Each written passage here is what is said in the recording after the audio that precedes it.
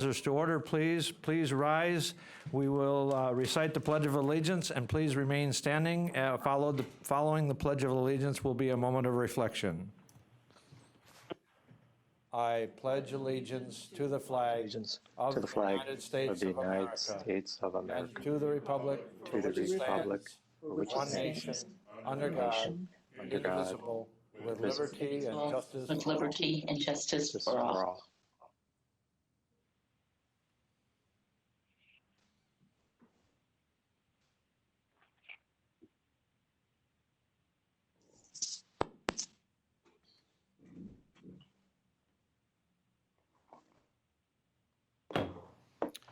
Thank you.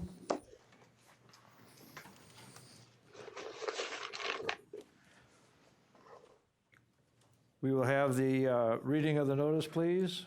The adjourned organizational meeting of the Marathon County Board of Supervisors, composed of 38 members, will convene at the Marathon County Courthouse, Assembly Room, 500 Forest Street, Wausau, on Thursday, April 23rd, 2020 at 7 p.m., and the agenda was duly signed and posted.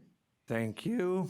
And I would like to request everyone, please put your cell phones on silent or vibrate as to not interrupt the meeting. And we will proceed to roll call. And I was asked the clerk to call the roll, please. Beestrom. Here. Boots. Here. Book. Present. Butke. Here. Christensen. Here. Seiler. Here. Conway. Here. Dickinson. Here. Drabeck. Here. Pfeifrick. Here. Fisher. Here. Gaber. Here. Gibbs. Here. Gonering.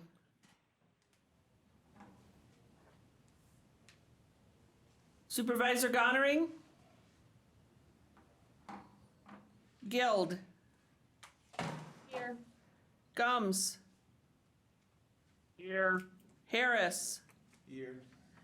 Jacobson. Here. Johnson.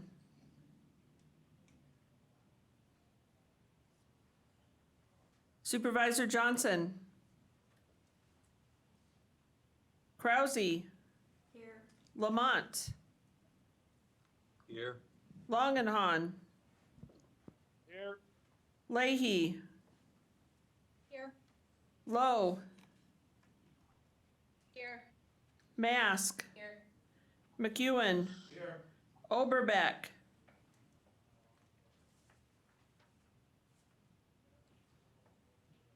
Supervisor Oberbeck.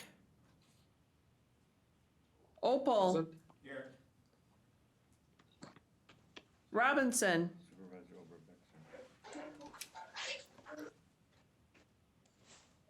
Supervisor Robinson. Rosenberg. Here. Schley. Here. Seefelt. Here. Soybert. Here. Stark. Here. Van Cray. Here. Vole. Here. Wagner. Here. Zhang.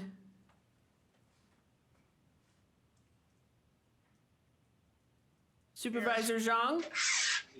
Here. Gonering. Johnson. Robinson. Thank you. Thank you, Madam Clerk. I'd like to welcome all of the visitors. I would also like to express my sincere thank you to all of the board members in using technology. It seems that all of our meetings are the new normal, are utilizing WebEx and to try to comply with the social distancing rule. and trying to keep Marathon County safe and its residents. We have up on the agenda item number B, excuse me, an education presentation. And I felt it necessary to educate the board, especially the new board members, on the process that the county uses anytime it has a legal claim against it that is filed. So I would invite our risk manager, Mary Jo O'Malley, to provide the education to the board on our claim process.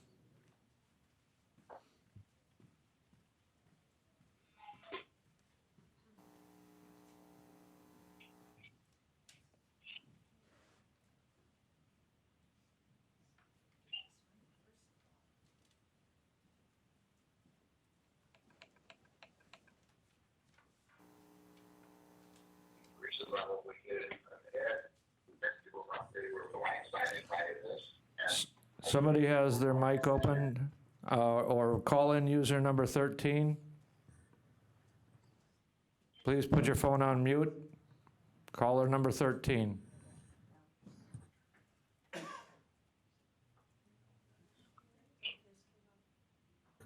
right, thank you.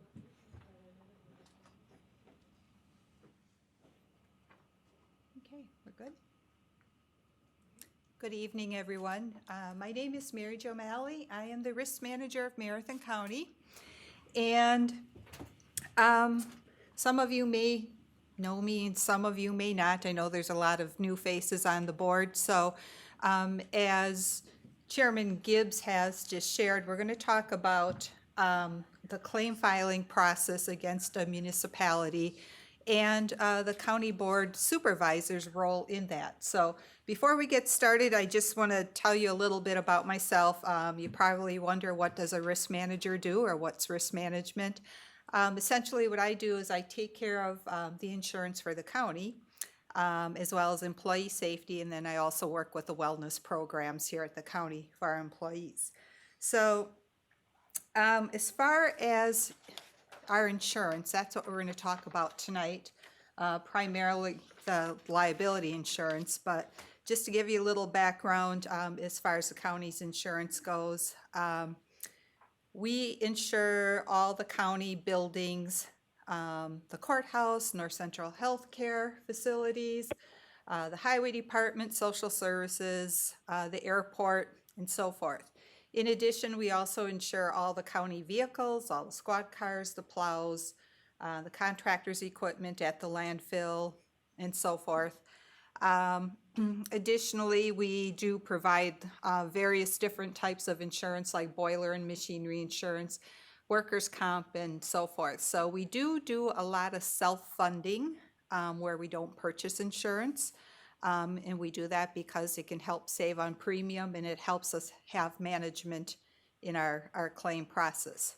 So with that being said, what we're going to talk about tonight is primarily the liability insurance, okay? Marathon County, hopefully I'm going to hit the right one here. I think I'll use the mouse. Yeah, okay, good. Good idea. Thanks. All right. So Marathon County, we have liability insurance through a company called Wisconsin Municipal Mutual Insurance Company, which is located out of Madison. And what that covers is it covers our general liability, auto liability, employment practices liability, errors and admission, and then they have a separate carve-out for cyber liability insurance with a company called Beasley. That insurance company insures all our county employees, our departments, special education employees, Aging and Disability Resource Center, our Central Wisconsin employees, Central Wisconsin Airport employees, and our City County Park employees. Additionally, it also covers all the agents and or assigns of Marathon County. So you as county board supervisors are also covered underneath this liability policy. So as Marathon County, we joined WMIC, they call themselves WMIC for short, WMMIC, We joined WMIC back in 1995, and we are actually an investor or an owner of that company. That company insures various counties within the state of Wisconsin, some of the larger counties, Waukesha County, Dane County. A couple cities are in there, City of Madison, City of Eau Claire, but they're all owners of the company because they all made investment into it. So we do have a stake in the company and how it performs. Some of us staff members are on the board of WMIC or on various committees or else officers of the company. So we do have a stake in the company. Now, as far as our insurance itself, we cover some pretty high liability limits. We cover up to $12 million per occurrence for liability and $30 million in aggregate coverage every year. So hopefully we never hit that, but nowadays with escalating claim costs and different types of claims, there's always that possibility. One thing that's really important about the insurance, and this is why we have such a high stake in it and we manage our claims, is because we have a $250,000 self-insured retention level for every claim. So think about your auto insurance. You probably have maybe a $500 deductible. We have $250,000 at stake for every claim. We pay everything up until that $250,000 is met, and then WMIC's insurance, or I shouldn't say their insurance, but their layer of insurance then kicks in. So we have a high stake in the management of our claims, which is why we closely monitor them. Additionally, I talked a little bit about the cyber liability. That covers data and network liability coverage. And then there's also what they call breach response services and business interruption. So if we were to have a breach here at Marathon County and services had to shut down and we incurred some costs for that, that business interruption insurance would cover for that. So that's a little bit about our insurance. Now moving on here. I don't know why I'm hitting the wrong here.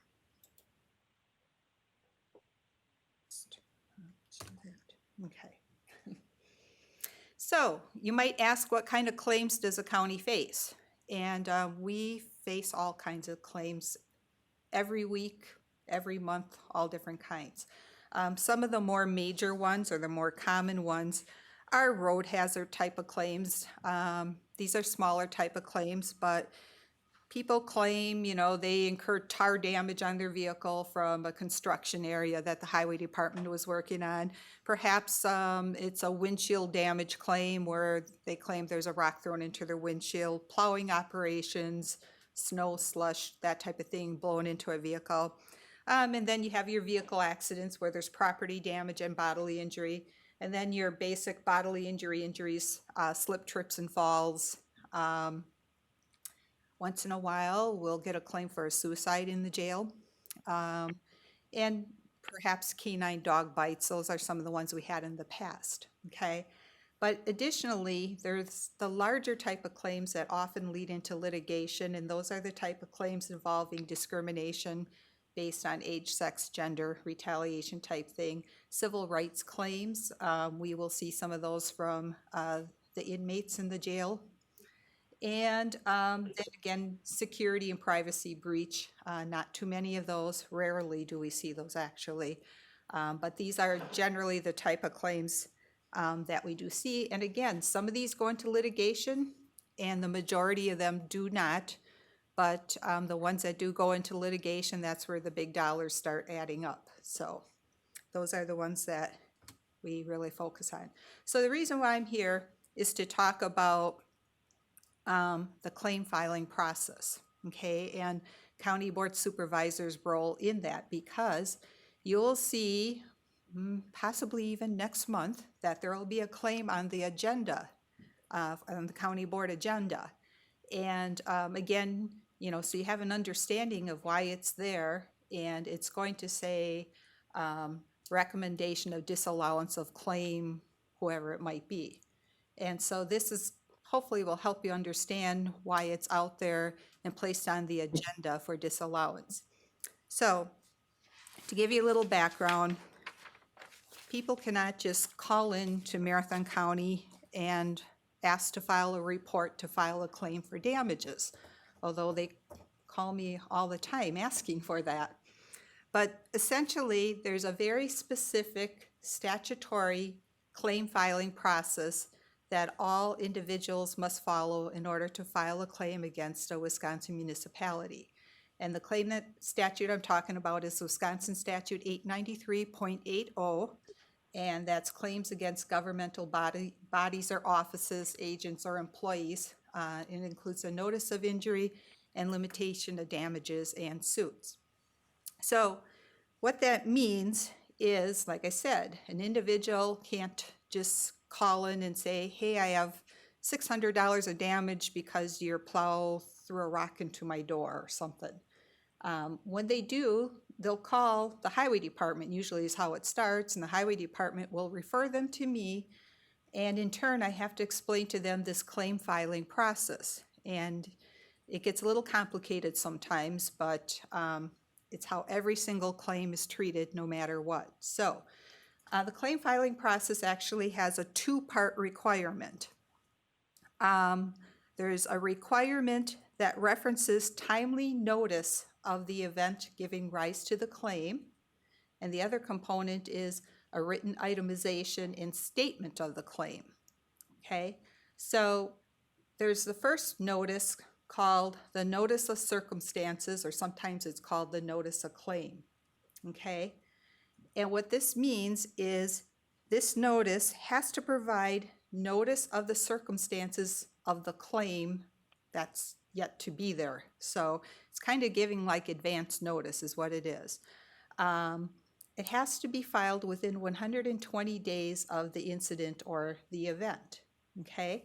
And essentially, a lot of times, these involve litigated claims, and what this does is it provides opportunity, or time frame, I should say, for, especially if the claimant is represented by an attorney, to get their notice of claim filed timely. Because if they miss that time frame, they may not have an opportunity. So it also provides a purpose for the government unit to conduct investigation of the claim as well. So again, they have to give timely notice, and they have to provide the written itemization of the damages. That's the second part of it. So as far as the actual notice of circumstances, okay, it can be fulfilled in two ways. First of all, it can be by a written notice, which is generally almost all the time the case. It has to be served on the officer of the government agency, in this case, our county clerk. And it has to, again, be within 120 days after the happening of the event giving rise to the claim, and the notice must include specifics like time, place, circumstances, what happened, that type of thing.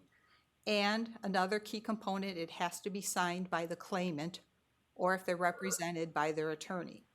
Okay, now the other way they can fulfill this is even if they don't provide a written notice, if they can prove, if the claimant can prove that the municipality had actual notice of the event and it doesn't cause any detriment to the municipality for not receiving the notice. So say there was an automobile accident. We knew we were involved in it.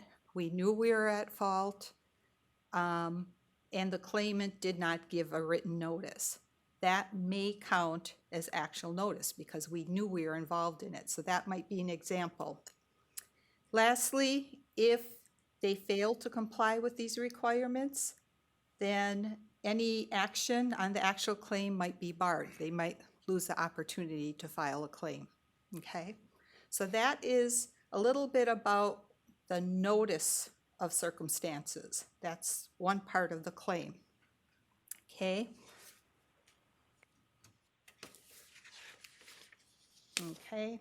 So now there's actually the claim itself. Okay? So this you could say is like the second notice. Now, one thing I want to say is the actual claim, mostly the claims that I see, like for the smaller ones, the windshields, the vehicle accidents, that kind of thing, they just go right away and file the notice, or I should say the claim itself. Okay, they don't provide that notice of circumstance. They actually file the claim. Okay, so again, that can be done, but again, it has to follow the same thing. 120 days after after the incident occurs, it has to be written. It can't be over the phone.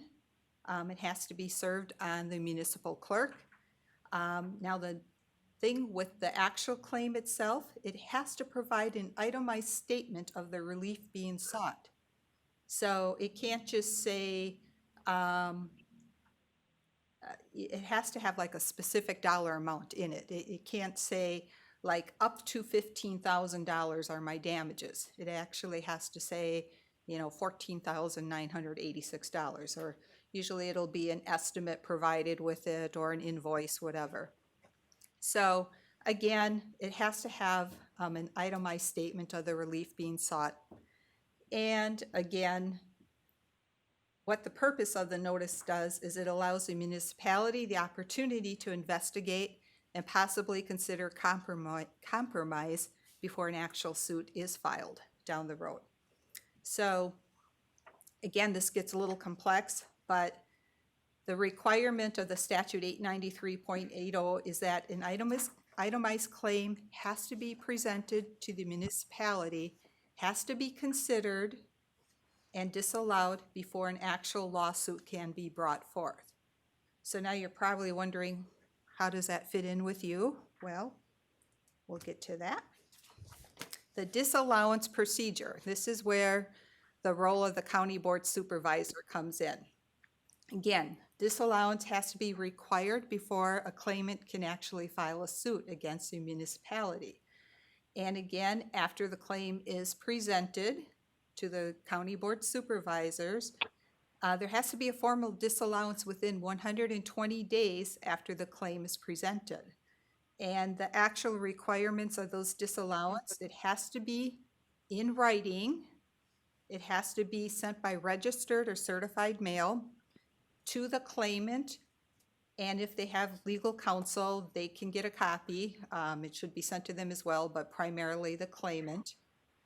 And one of the key things is that disallowance letter has to say that if the claimant intends to bring suit forward, it has to be brought forth within 6 months or further action will be barred.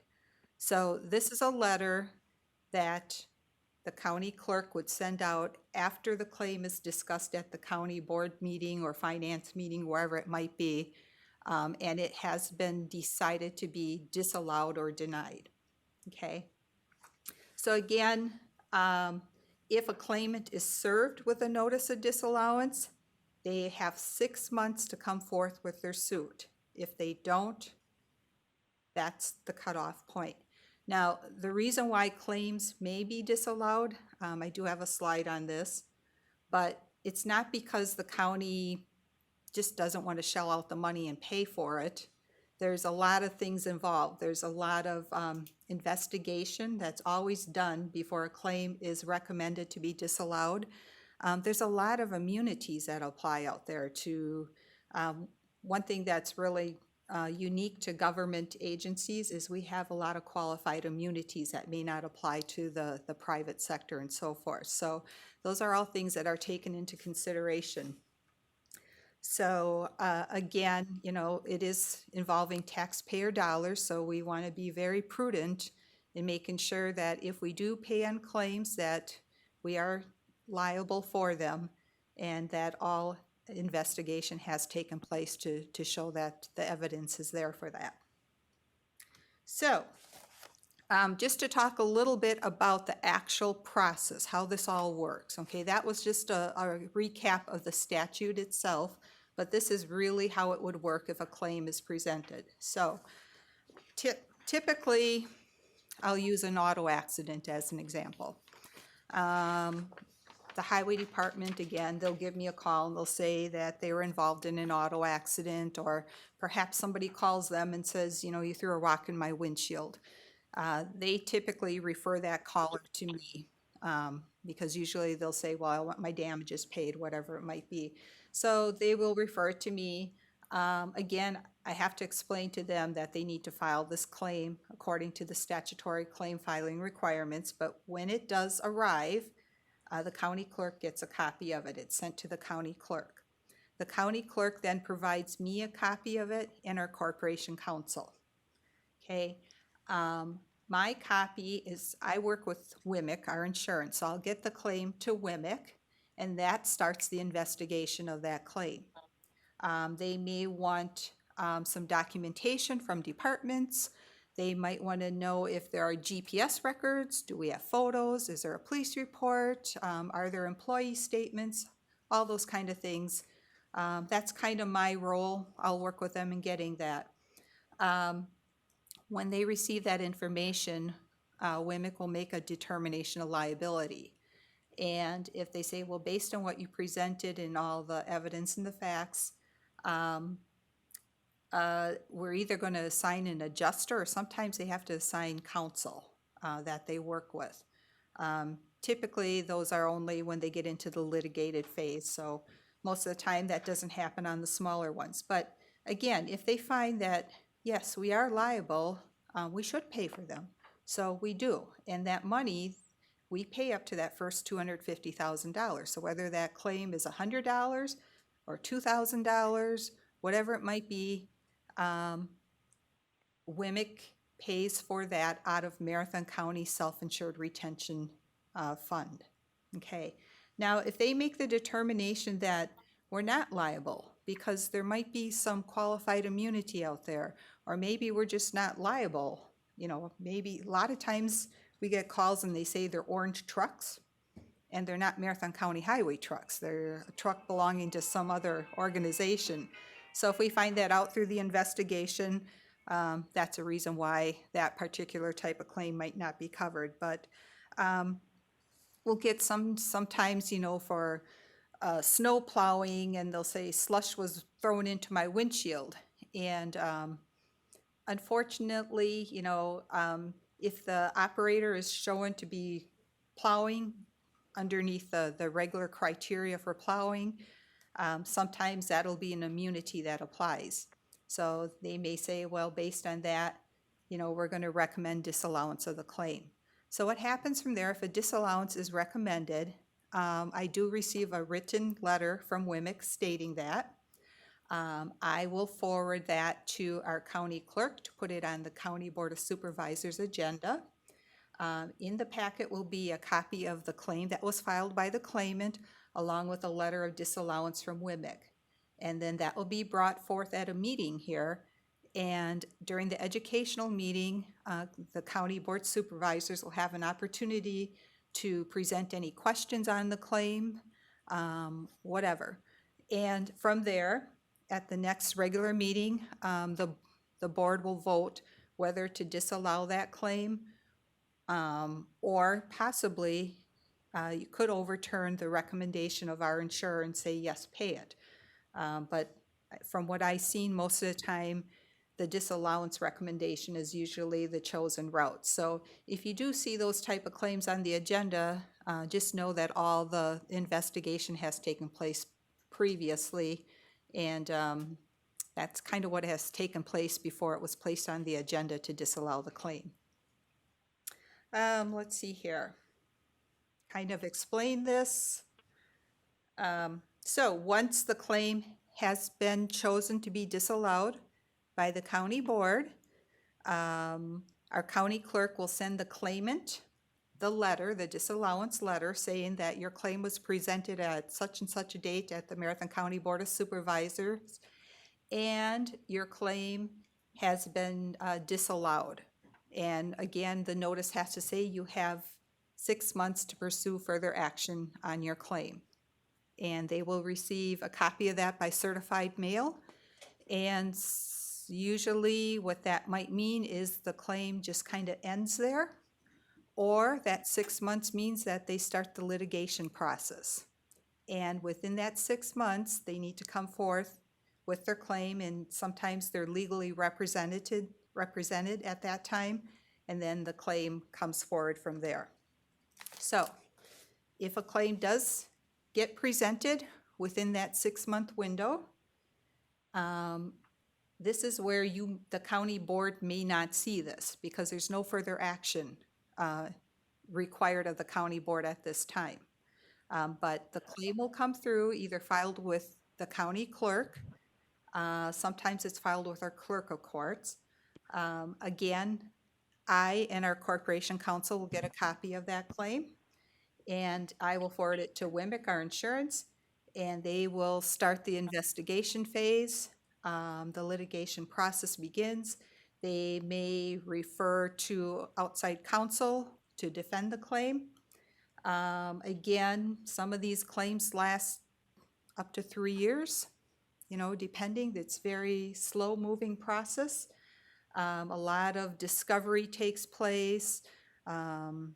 Just a lot of behind-the-scene things happen to drill down and hone in on the negligence of what's being claimed.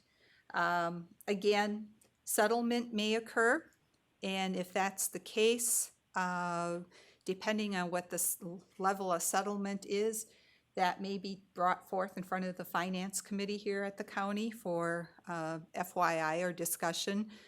One thing I should note is WMIC is our insurer. They kind of have the authority as our insurer to recommend settlement or not. So, we keep that in mind. And again, if settlement is not considered, it may go full-blown right to the courts and a jury trial. So we don't have too many of those. It's always in best interest to consider settlement, considering all the costs of a jury trial and so forth. But so once it's done and finalized, again, WMIC, our insurance, takes care of the payments. Anything for that first $250,000 comes out of our self-insured retention level, and any other type of settlement, whether it be for pain and suffering, emotional distraught, whatever it might be, after the $250,000, WMIC's level of liability kicks in. So, I should note there are some exceptions to this statute, and I'm not going to get into the details because I really don't even know all the details of it, but all I know is if they're federal claims, civil rights, and this actually says 6 years on it. The law changed a couple of years ago. Civil rights claims can now be filed within 3 years, and that does not need to go through the Wisconsin Statute 893.80 claim filing process. It can go right to the federal courts. Same thing. Equal right division claims, EEOC type claims go right through the state and federal agencies versus the 893 claim filing process. And again, there are some claims that we know we actually are at fault for, and sometimes we just go forth to WMIC and say, rather than have them go through the full claim filing process, we know we caused this damage. We have witnesses, we saw it happen, can you please handle it type thing. So that keeps the costs down rather than getting adjusters involved and everybody else.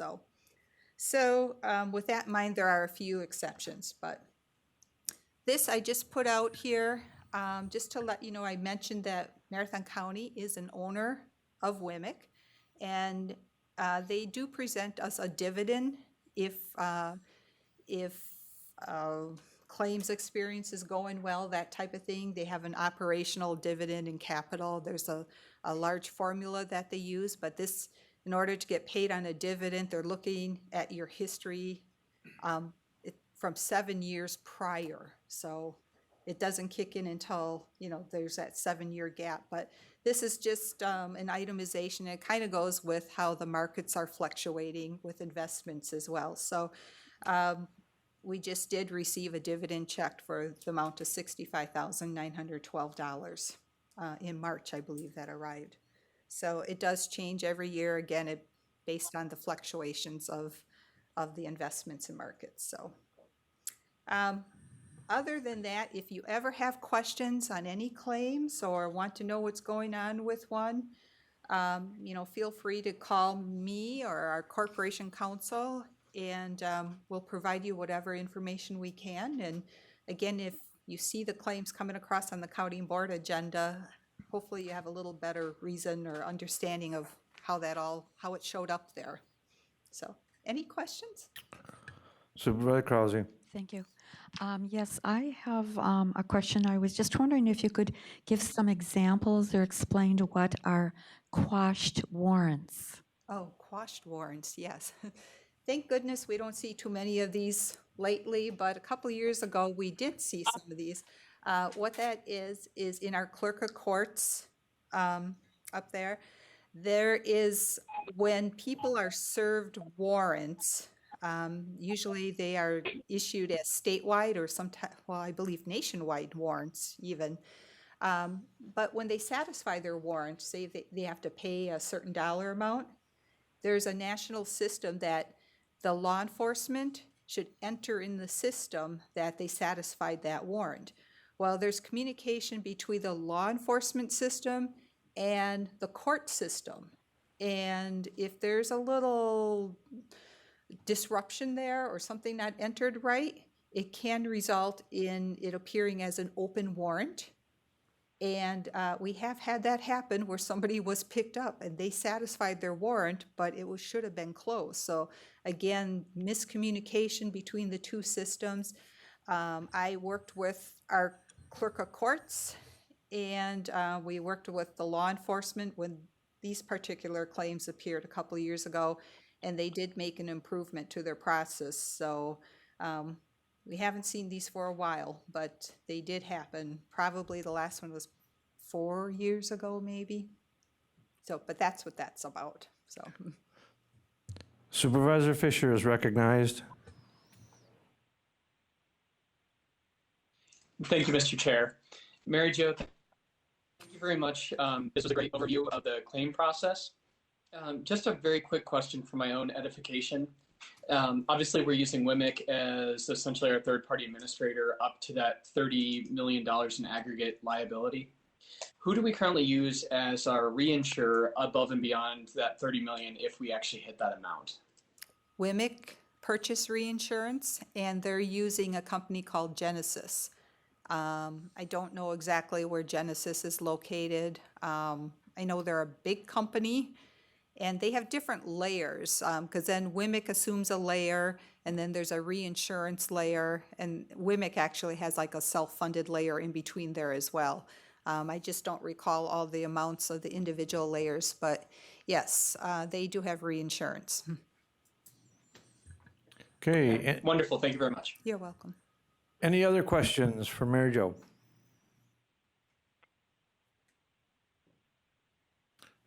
Seeing none, Mary Jo, thank you. We will move on then to committee appointments, item number C. I will announce to all of the supervisors that this evening, about 15 minutes before the meeting, there was an email that went out to each of the supervisors that had the appointment packet, including all of the appointments that you see, items 8A through 8L, and 9A through 9E. 8A through 8L are committee appointments by the chair, and items 9A through 9E are committee appointments by the administrator. Also, I had included a letter as to, that was the cover letter on that email, but I'd like to read that for the public and also for the board members who haven't had a chance to read that. I want to begin by expressing my sincere thanks to staff for their assistance in getting these committee appointments out to all the supervisors. There was an extreme amount of time, effort put into this process. With that said, Please know that these nominations were the result of significant deliberation on the part of myself and the Vice Chair, Mr. McEwen. I've had the distinct pleasure to offer appointments as your chair on 3 prior occasions, and I can say without hesitation that the appointment process this term was significantly different than those that I had undertaken before. And the reason for that change in approach is that I took the words, eloquent words that were offered by supervisors here, each of you on Tuesday, and it took them to heart. One supervisor's words particularly resonated with me, so much so that I went back and I listened to those comments 2 additional times off of the recording. And I'll repeat them. It says, you cannot have diversity unless diverse groups participate. In reflecting on Tuesday's meeting, it became clear to me that to provide for a broader participation in our board, we needed to plan a plan that builds on the board's most significant assets, its members.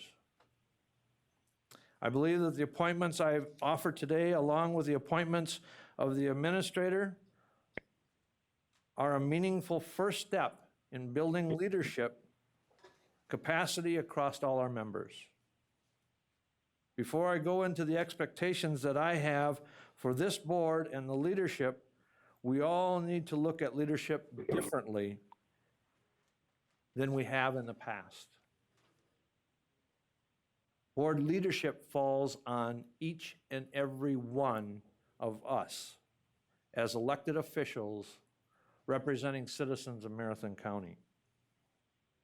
We are fortunate to serve as the policy body of an organization that has over 700 employees, accounts for 25 departments, and delivers over 1,000 programs to the citizens of Marathon County. Building understanding of what that work requires time and a strong plan for educating its members. Having served on the board for 14 years, I continue to learn more about this organization every day. In making the standing committee appointments below, I was driven by 3 goals. Increase the diversity of representation in committee leadership positions, chair and vice chair positions. Develop a clear mechanism for educating our newer first and second term supervisors on the work that the county performs, and assign members to committees where their experience expressed strong interest. While most certainly there may be some supervisors that would have preferred different appointments, the overwhelming majority of the supervisors received their first or second choice as committee appointment. We also have the most diverse leadership group in my history on the board. Of the 12 standing committee chair and vice chair seats, 50% are held by women. 67% of those are held by people under 40. 33% are held by members in their first or second term. This is a meaningful first step in providing for diverse participation. However, I'm asking that we all rededicate ourselves to leading the county as its policy body.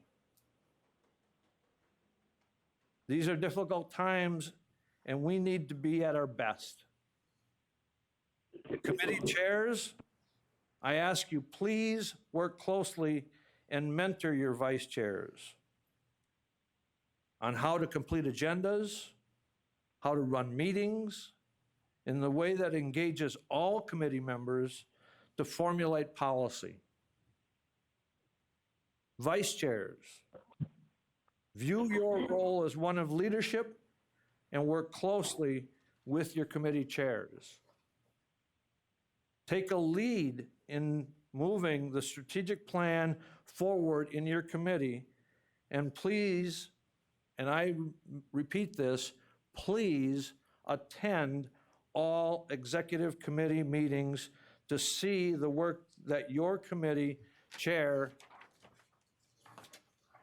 does outside the committee meetings.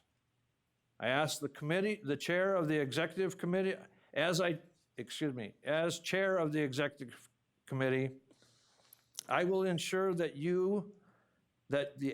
that active participation of vice chairs is welcome. All members prepare diligent for meetings,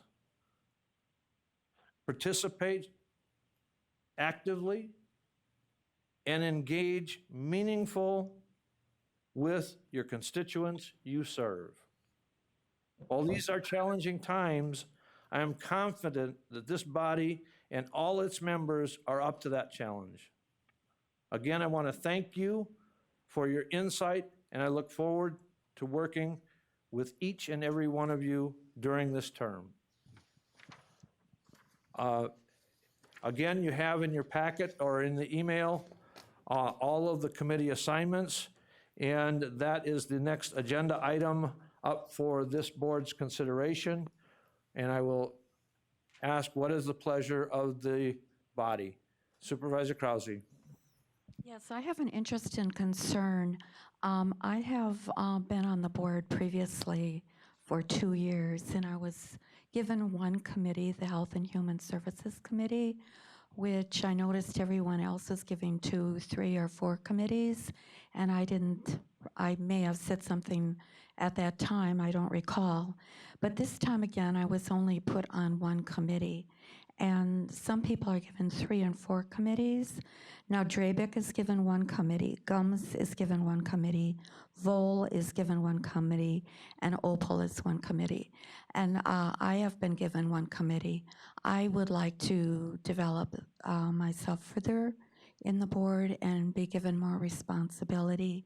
I have several other interests, Board of Health, Diversity Affairs, Social Services, Forestry and Recreation, Aging and Disability, Education, Extension, Economic Development Committee.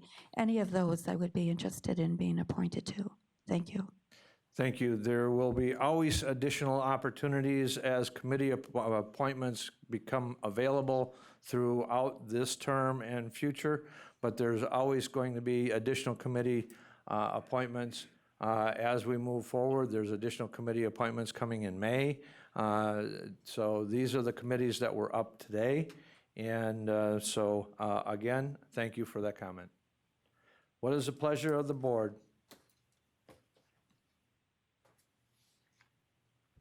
Supervisor Mask. Supervisor Mask makes a motion to approve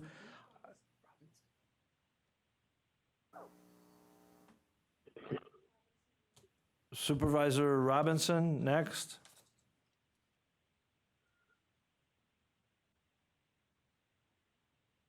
Supervisor Robinson is recognized.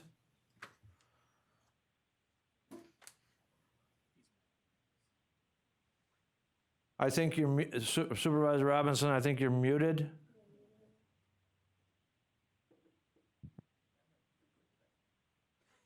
We still can't hear you. Raise your hand. I caught that. Your motion is, you are seconding the motion. Any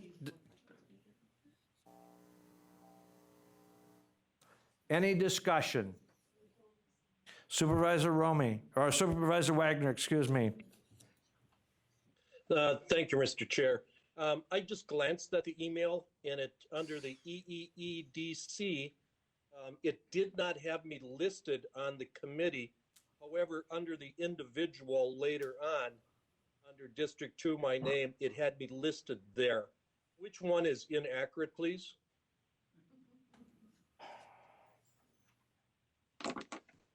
I will look. We spent 11 hours yesterday and an additional 3 hours today.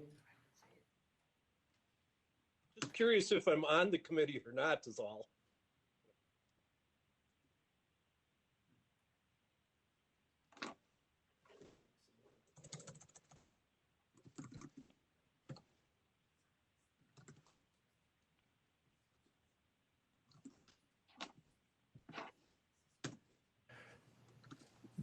You are not on the EEEC committee. I apologize. That is an inaccuracy on the individual. You are on Health and Human Services Committee. Okay, thank you. And the one thing I will note, our board rules require every supervisor to be on one standing committee. And the board rules and state statute require 2 of the board members that serve on the EEEDC committee also serve on the ERC committee. And that does not provide a large opportunity when you have a 38-member board for many other dual assignments. So again, any further discussion? Supervisor Lowe.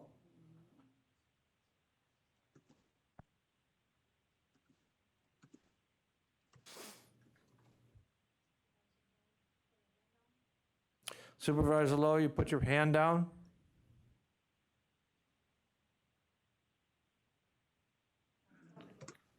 Oh, I'm sorry, can you hear me now? Now I can hear you. Thank you, Supervisor Lowe. Okay, thank you. Mr. Chair, I would just like to thank you for hearing me out from Tuesday. It really means a lot to me. This definitely is a diverse committee assignments. So I really appreciate that. I did have a conversation. I just want everyone to know that I did have a conversation with our chair last week, and I did say to him that I do respect him as chair.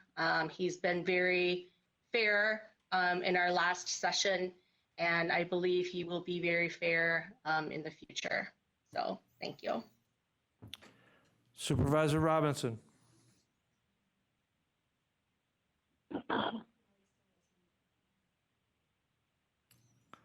Supervisor Robinson.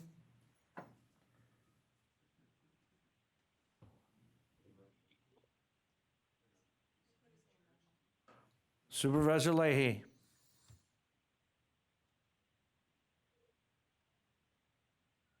Hi, yes, thank you, Mr. Chair. I also wanted to echo Supervisors Lowe's comments. Very encouraged. That was a really great letter. I can tell that a lot of thought went into just the letter itself and the committee appointments. I'm very excited to see some of the first and second term members getting more of a leadership opportunity and to really get a deeper dive into the board operations. So again, just thank you. I think we had some great discussion on Tuesday, and I'm just really happy and encouraged to see that some change came out of that. So thank you again. Thank you. Any further discussion?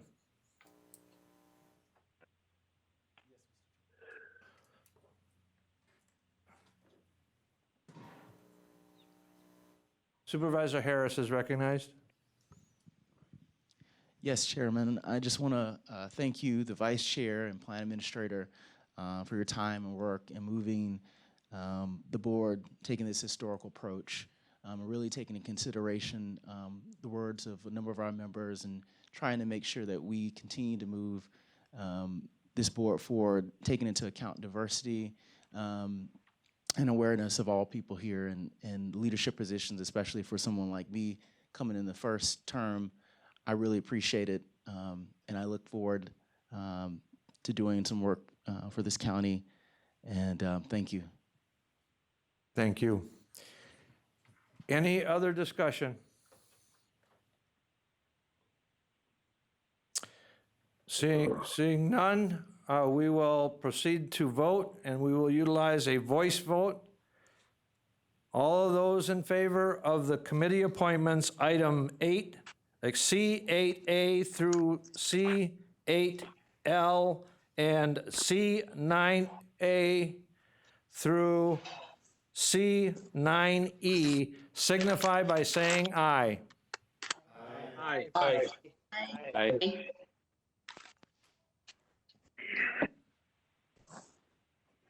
Opposed? No.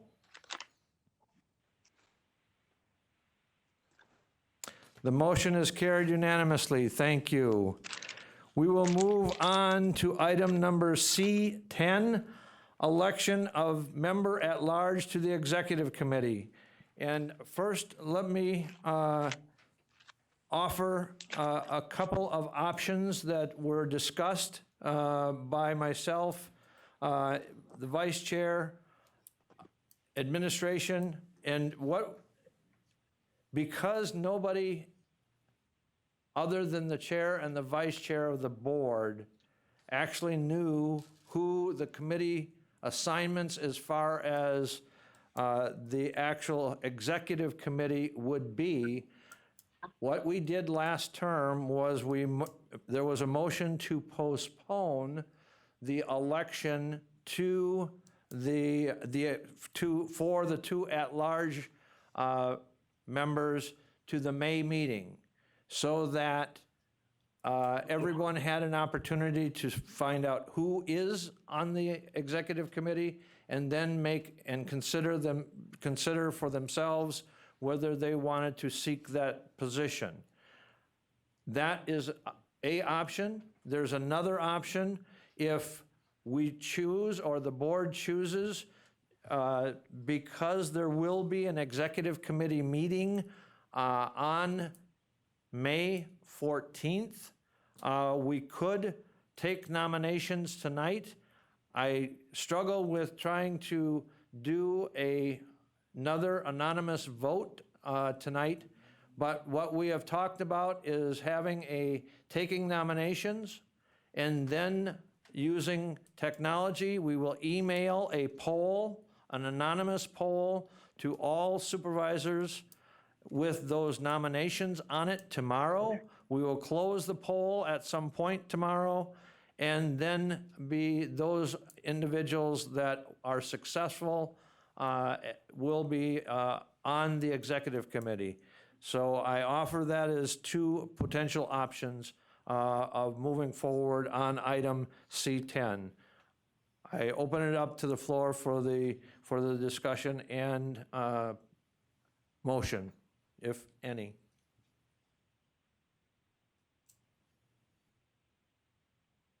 Supervisor Stark, Supervisor Stark. I would move that we go with your option 2, where the nominations are made tonight and that we get the poll tomorrow and then respond tomorrow. Okay, then Supervisor Christensen, I would second that. Supervisor Christensen made a motion, Supervisor Stark made the motion. Supervisor Christensen seconded that we do take nominations for the two at-large members of the executive committee tonight, and we will construct a poll and email it out to each supervisor, and they will have until 2 o'clock tomorrow afternoon the poll will close at 2 o'clock, and the election will have then taken place.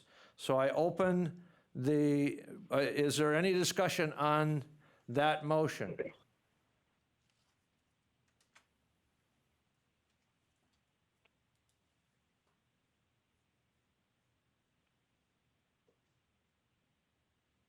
Any discussion on that motion?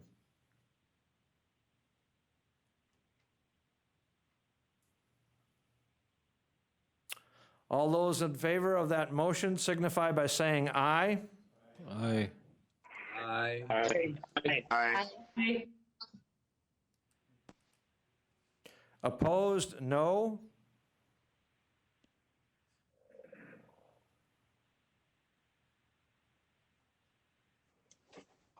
Supervisor Pfeffrick is recognized. I would like to nominate Supervisor John Robinson. Supervisor John Robinson is already on the executive committee.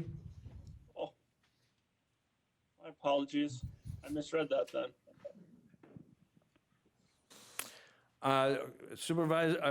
Vice Chair McEwen. Thank you, Mr. Chair. I would like to nominate Supervisor Stark for member at large on the executive committee. Okay. Any other nominations? Supervisor Krause. I'd like to nominate Jean Mask.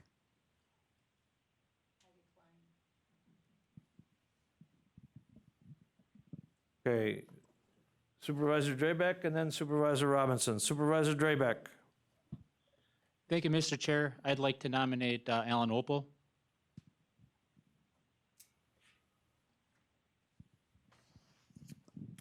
Supervisor Robinson.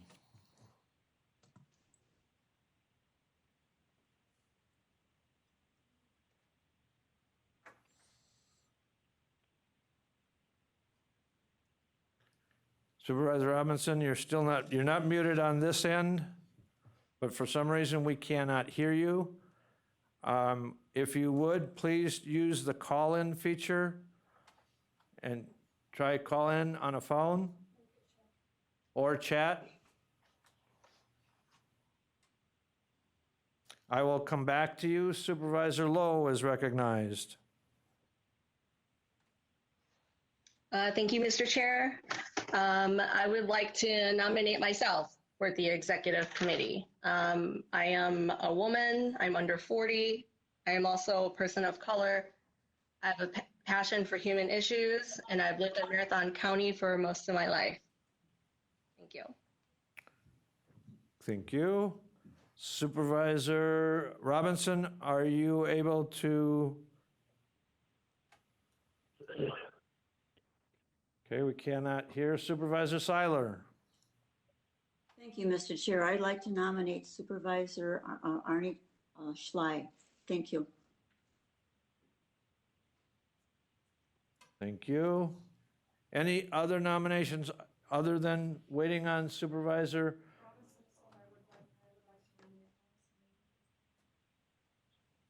Supervisor Robinson's nomination is Supervisor Leahy.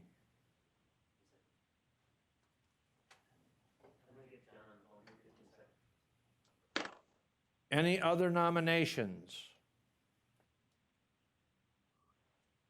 Chairman Gibbs, this is Supervisor Wagenhan. I do not have a nomination, but I do want to ask a question for clarification.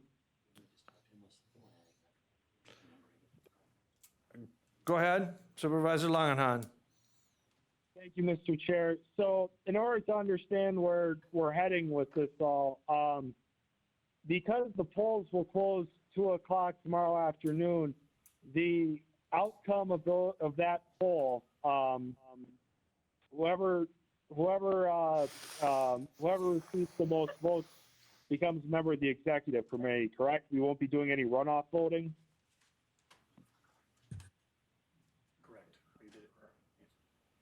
That is correct. The top 2 receiving votes will be on the executive committee. Thank you, Mr. Chair. That's all. Supervisor Robinson?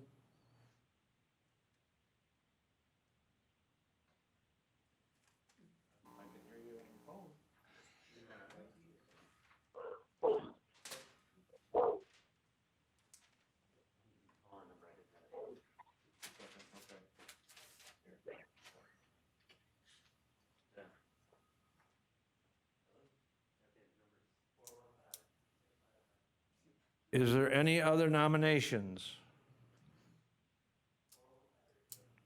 Mr. Chair, Supervisor Gums? will we be voting on 1 or 2 people when we vote? You will pick your two choices for the two positions on the executive committee from the at-large. The board rules clearly state that there will be two at-large members, and that will make officially the executive committee 10 members. Thank you. I move we close nomination. There's a motion to close nominations. Is there a second? Supervisor, Supervisor Blackhand. I recognize already Supervisor Rosenberg with the second. Is there any discussion on the closing of nominations? Is there any discussion on closing of nominations? I will repeat the nominations. We have Supervisor Stark, we have Supervisor Opal, we have Supervisor Lowe, we have Supervisor Schley, and we have Supervisor Leahy. Seeing we are ready to vote. All those in favor of the motion to close nominations signify by saying aye. Aye. Aye. Aye. Opposed, no.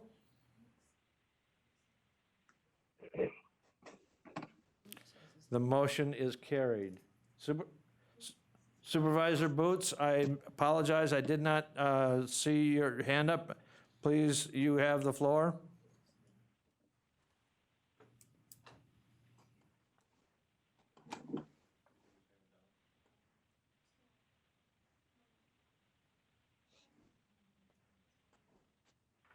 Supervisor Boots? Kurt, Chairman Gibbs? Yes, I can hear you. You have the floor? Chairman Gibbs? Yes, I can hear you now. Chairman Gibbs? Chairman Gibbs, can you hear me? Yes, I can hear you.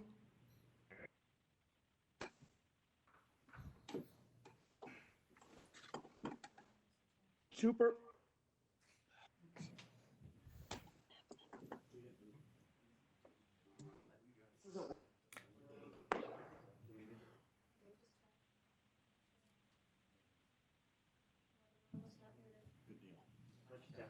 Can you hear me now? Supervisor Boots, I can hear you. Hello? Supervisor Boots, I can hear you. Hello? Correct. Hello? I can hear you.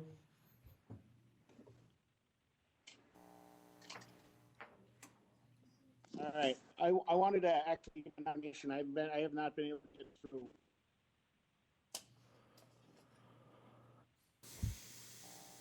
Can you hear me at all or no? I can hear you. What do? I will consult with Corp Counsel.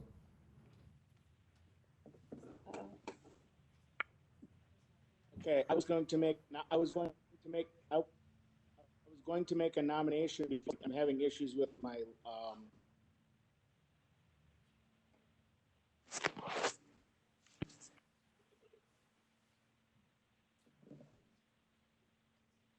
Okay, I understand that the nominations are closed. I will accept a motion to reopen. Should I call in the phone? Maybe it's my internet service. That will, please try to call in by phone. Can you chat with him? He's gonna text it to them. Okay, I'm gonna call John again, figure out why he's missed what's going on, 'cause okay. I will entertain a motion to reopen nominations. Motion is made by Vice Chair I wanted to McEwen. make a nomination. Is that still a possibility? I was trying to get through and I couldn't. We're working on that. Can you hear me?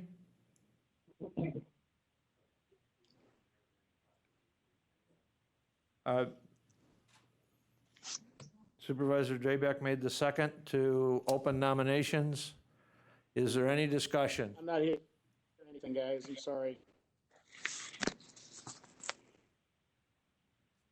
There's a motion made and seconded to reopen nominations. All those in favor of reopening nominations signify by saying aye. Aye. Aye. Aye. Aye. Opposed? Nominations are opened. If you guys can hear me, send me the call number. I'm gonna call on my phone.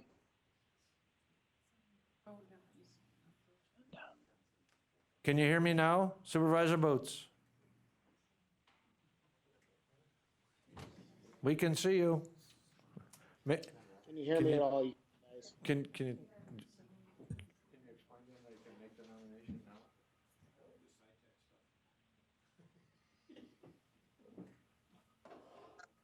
Okay, I wanted to make a motion. I wanted to make a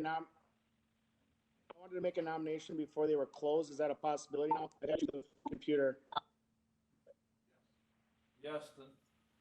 Yes, the motion, there was a motion and a vote to reopen nominations, and the nominations are reopened. You can make a nomination. We'll accept that nomination now.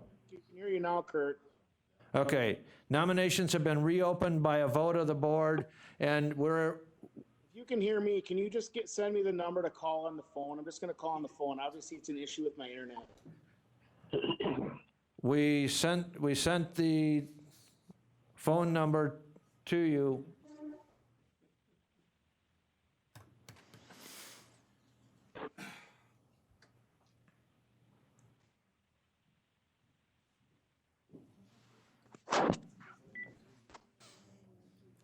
Can you hear me, Supervisor Boots?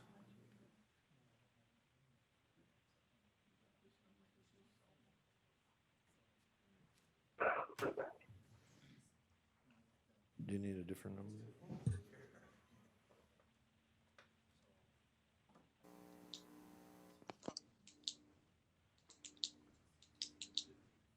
Mr. Chairman, Yes? could he just say the name? I see him there. If we hear it, can we relay it? I hear him too. It's just that he can't hear us. Supervisor Lamont, he can't hear us at all. Okay, thank you.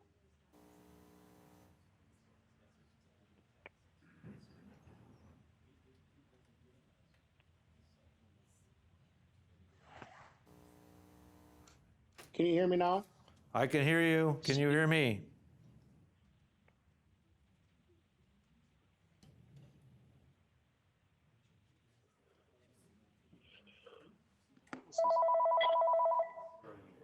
Hello. Brent Jacobson. I know this is real fun here.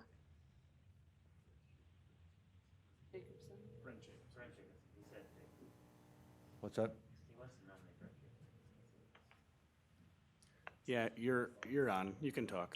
All right, I nominate Brent Jacobson, please. Supervisor Boots, Supervisor Jacobson is recognized. Nominated, excuse me, nominated.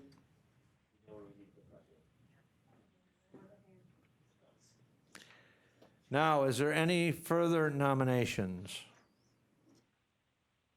Any further nominations? Seeing none, I will accept Supervisor Opal with a motion. And, all right. Before I take the second, we're going to verify nobody else has.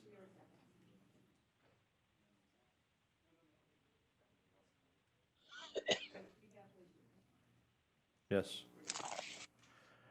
Okay, Supervisor Mass with a second to close nominations. Supervisor Lamont, did you wish to speak? I didn't hear the name of the new nomination. Supervisor Jacobson is the nomination from Supervisor Boots. Thank you. Okay. again, the nominations for the two at-large executive committee membership is Supervisor Stark, Supervisor Opal, Supervisor Lowe, Supervisor Sly, Supervisor Leahy, and Supervisor Jacobson. The motion on the floor is to close nominations. All those in favor of closing nominations signify by saying aye. Aye. Aye. Aye. Aye. Opposed? No? Nominations are closed. We will get the poll out tomorrow. Again, it will close at 2 p.m. It will come to your email address. You will vote for two, no more than two of the supervisors for the executive committee at-large positions. Moving on to the consent agenda, item D11 through D15B1, but item 15A2 is pulled and will be voted on separately. That is a budget amendment, and so it must be voted on separately because it requires a 2/3 majority. So, This is Yi Ling. Supervisor Zhang? Second by Supervisor Stark.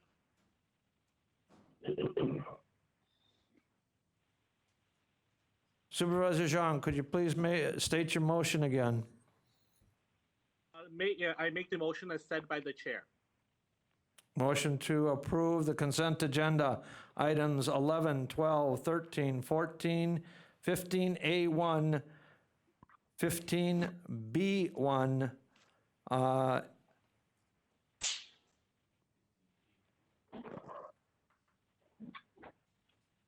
15A2 was pulled. 15A2 will be pulled and voted on separately. And Supervisor Zhang made the motion. Who? Please repeat the supervisor's name and the second. Stark, second. Supervisor Stark with a second. Any discussion on the consent agenda items?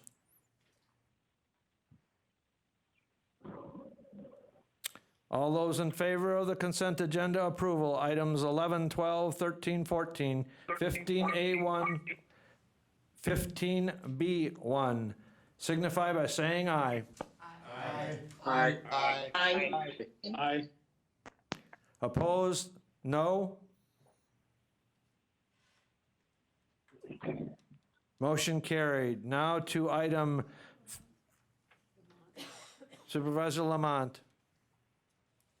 Sorry, Mr. Chairman, I had my hand up after the election of member at large. I don't recall you saying the person Mask that was nominated. Supervisor Mask declined. Oh, okay, thank you. Sorry. Okay. Item D15A2, medical examiner acceptance of a grant funds from the Healthcare Emergency Readiness Coalition, Resolution 31-30. What is your pleasure? Vice Chair McEwen with a motion. Vice Chair McEwen is recognized for the motion. Who is the, please identify yourself in the second. Stark. Supervisor Stark with a second. Is there any discussion? This is a budget amendment and does require a roll call for a 2/3 majority vote. Any discussion? Seeing none, I will have the clerk read the roll. Beestrom.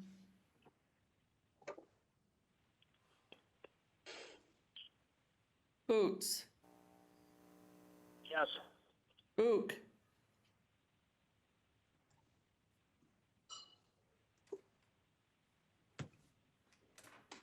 Supervisor Book? Said yes, but but her thing is muted. Okay. Sorry, yes. Thank you. Butke?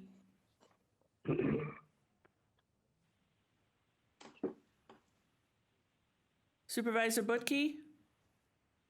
Aye. Christensen?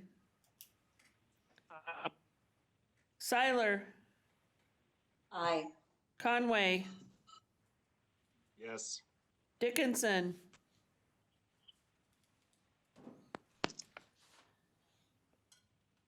Supervisor Dickinson? Yes. Drabeck? Yes. Pfeifrick? Yes. Fisher? Yes. Gaber? Yes. Gibbs? Aye. Gonnering? Guild? Yes. Gums? Yes. Harris? Jacobson? Yes. Johnson? Krause? Lamont? Yes. Longenhahn? Yes. Leahy? Yes. Lowe? Yes. Mask? McEwen? Yes. Oberbeck?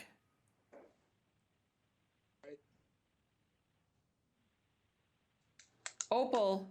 Yes. Robinson? Aye. Rosenberg? Schley? Aye. Seafelt? Aye. Soybert? Yes. Stark? Yes. Van Cray? Yes.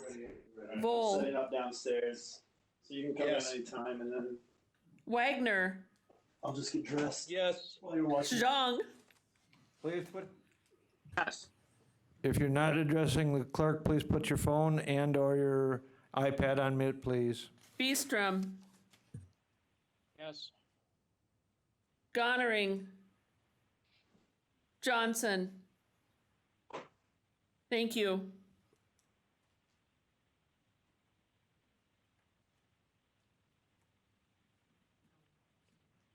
The motion carries unanimously. We will move on to item E, ordinances. Item 16, Town of Green Valley rezone, Paul Munt and for Mary Munt and Dolores Munt, ordinance 13-20. What is your pleasure? Supervisor Butke, move to approve. Supervisor Butke with a motion to approve. Is there a second? Pfeiffer seconds. Supervisor Pfeiffer with a second. Is there any discussion?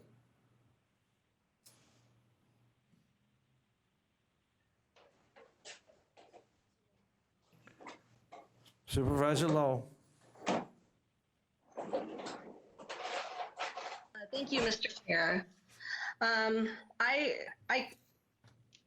was looking at the committee minutes, and I was very concerned that out of all of the public comments, there was one person that was for the rezone, and then there were 18 that were against the rezone. So a lot of the people who said that they were against the rezone, they were against it because that it was next to the George W. Meade State Wildlife Area, the Big O Plain County Park, and the Big O Plain Reservoir. Also, a lot of them mentioned that putting a commercial and low density residency zone next to a state park and a reservoir really doesn't make sense, since there are no other commercial zoning in that area. Also, they said that there is no public water or sewer in that area, so that would have to be installed. My questions were, did they look at the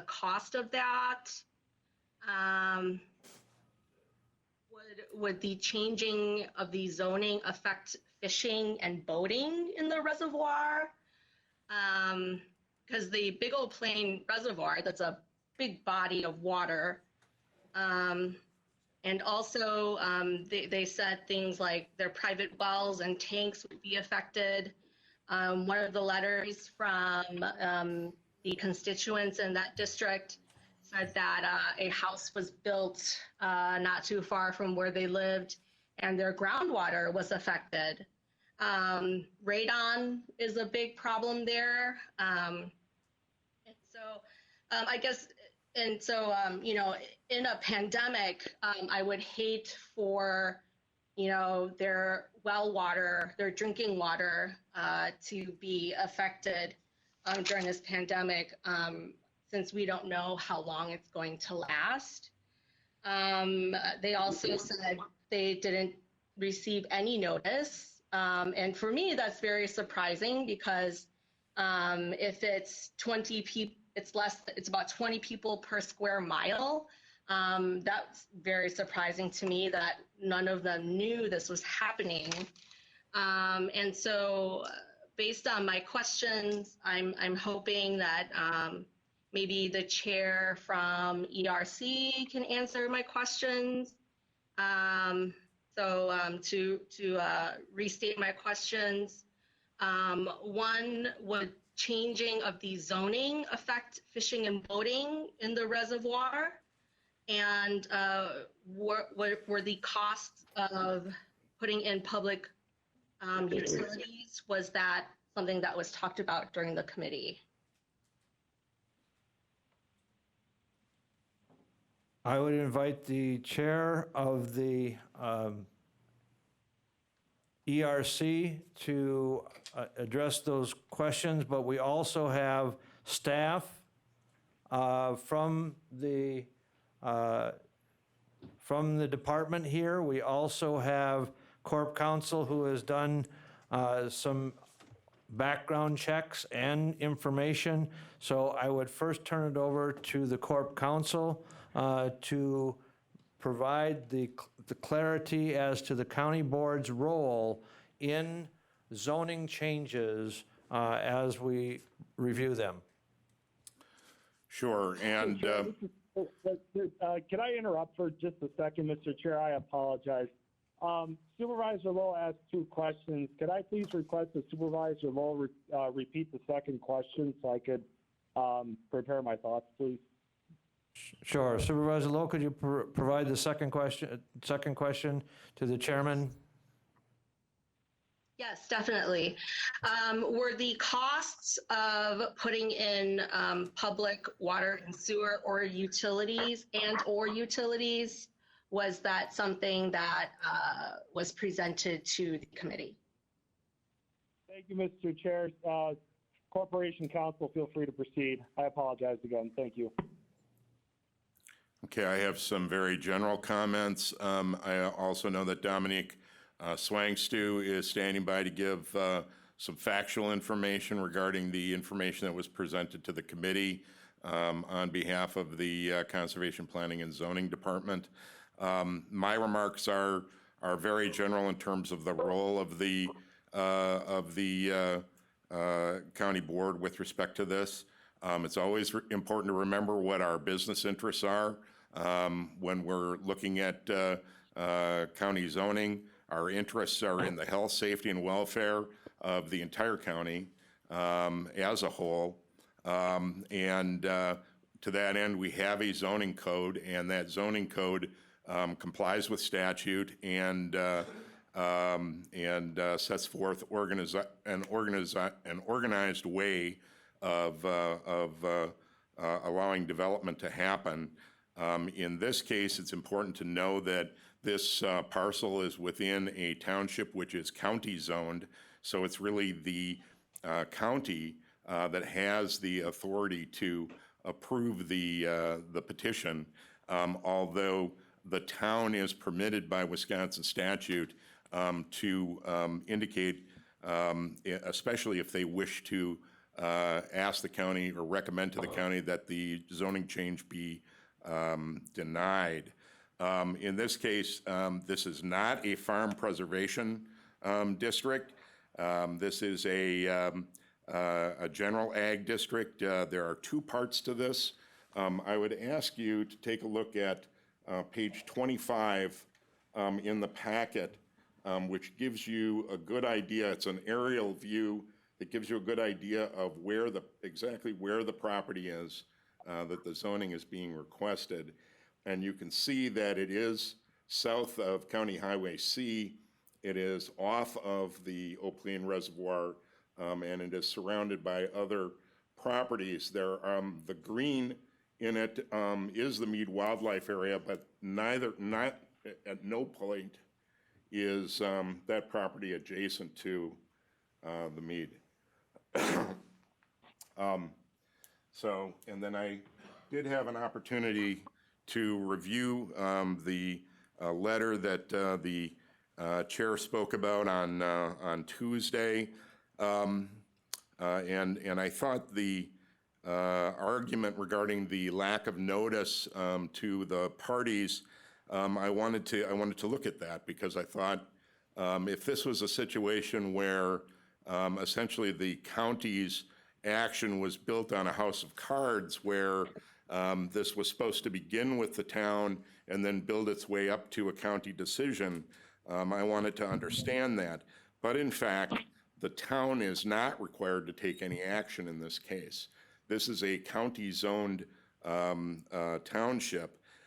If the town wishes to recommend a denial, then the town has some very specific requirements that it has to meet under Section 5969 sub 5 sub E of the Wisconsin statutes. But the converse is not also true. If the town wishes to recommend, which it did in this case, there are no specific requirements for them to go through in order to recommend approval. Taking my cue from the letter that I reviewed, it did look as if the town did file a note, or did post a notice and have a meeting where this was discussed, and then the meeting did generate a recommendation for approval. But the town is not required to do that. I think they received some instructions from Conservation Planning and Zoning about how to address that issue, but they are not required to under this. It's the county that is required to post notice and provide notice to adjacent landowners regarding a public hearing and to hold a public hearing. And that's what occurred in this case.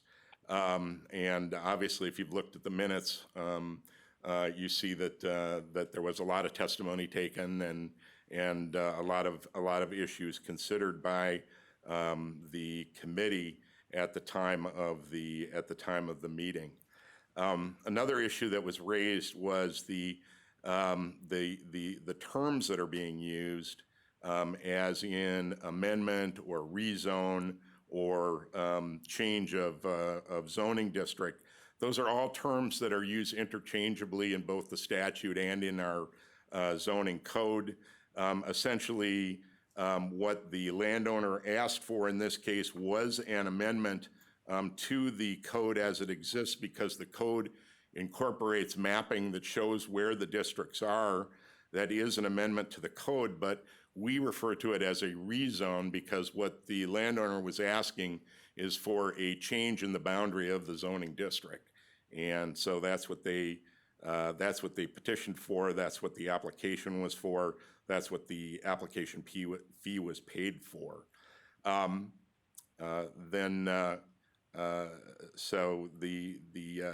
I believe the notice from the town did say zoning amendment. That is a proper use of the term under the statute.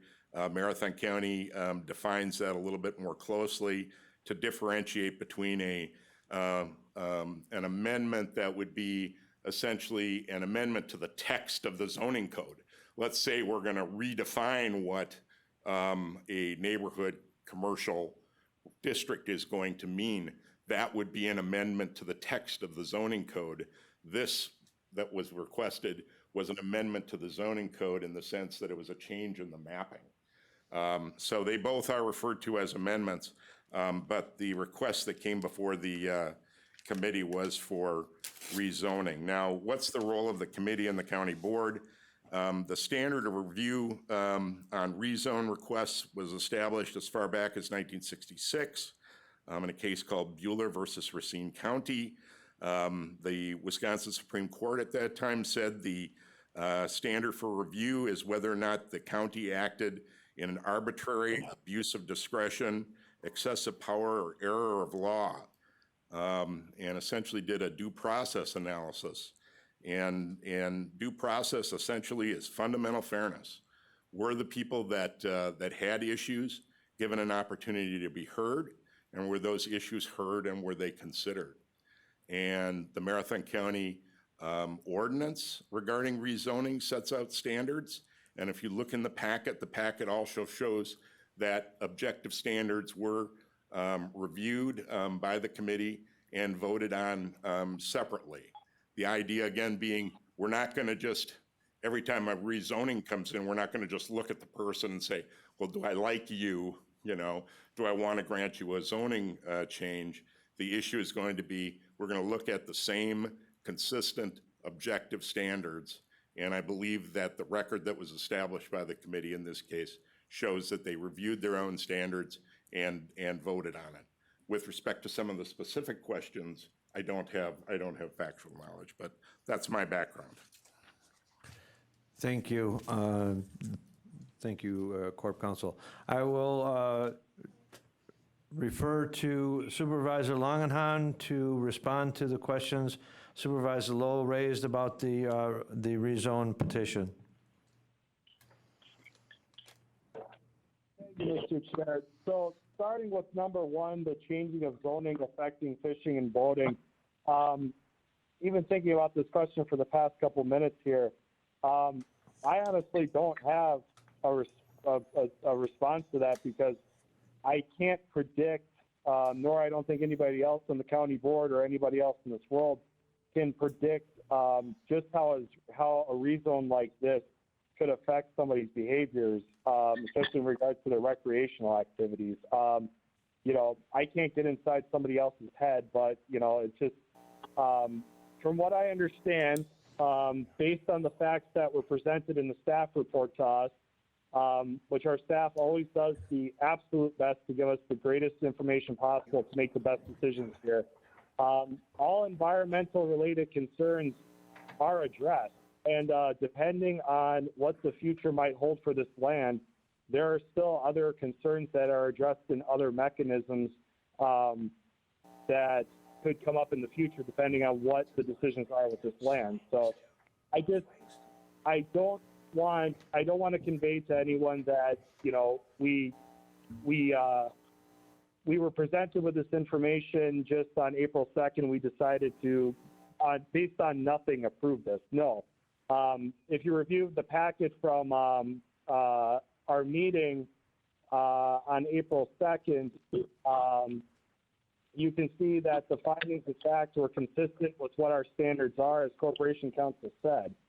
So that also would include, you know, the cost of putting in water or sewer considered. Based on what this rezone is, you know, no, we don't think that would put an unreasonable burden on local government. So I guess that would be the best response I can provide at this time. Yeah, that's what I have, Mr. Chairman. Thank you. Okay, Supervisor Pfeffrick is recognized next.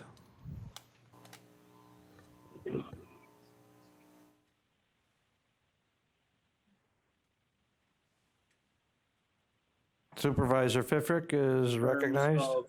Looking at, so, geez. Can you hear me? I can hear you now. I apologize.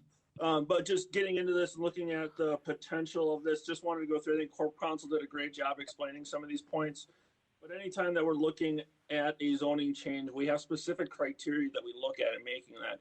And that is to get away from making an arbitrary decision. We look at specific criteria so that we can be consistent across the entire county when we're reviewing this. Ultimately, the question we're asking is this zoning appropriate for this specific parcel? In this case, we are looking at what it really comes down to is a 2.15 acre parcel. I believe there was some confusion in what was actually being rezoned because the parcel previously did go across County Road X there, or County Road C, excuse me. So, and then just kind of looking at Supervisor Lowe's questions, agree with the ERC chair. In looking at it, it's about 700 feet away from the water. It's between County Road C and Grunwald Road. And then you have a number of small lots that adjoin right on the water. And second piece of that is, I don't think you would ever see public water and sewer infrastructure in this area. They're going to be doing some type of private system. Would never anticipate that you'd see the growth out there and need some type of public system, especially for a 2.1 acre parcel. Thank you. Supervisor Lowe. Thank you, Mr. Chair. Thank you for everyone's explanation. My fear would be that even if there wasn't public utilities put in there, there's going to be private utilities put in there, as Supervisor Fifrick mentioned. And that still means, digging up the ground and putting in utilities. My one major concern is that, neighbors are saying that there is a radon problem. There is grit and sand that gets into their private well. And especially during a pandemic that's going on right now, I don't want anyone's drinking water to be affected. So I would like to make a motion to send this back to Green Valley so that they would be able to have another public hearing so that these people who oppose the rezoning will be able to, give their opinions to the Green Valley Board. I think, we should afford them that respect. It is where they live. It is, their drinking water. And so I think, they deserve that respect. Supervisor Lowe, this is Scott Corbett. This body doesn't have the authority to refer this matter back to the town. This is a county-zoned area. It is in order, if you wish to bring a motion to refer it back to the committee with an instruction to the committee to request further information from the town, but we don't have the power to just return it to them for further action. Before we proceed, I would like to request that the staff and Dominic, I understand that you're on the line. Please provide what all has taken place and what the county has done to facilitate the issue before the county board.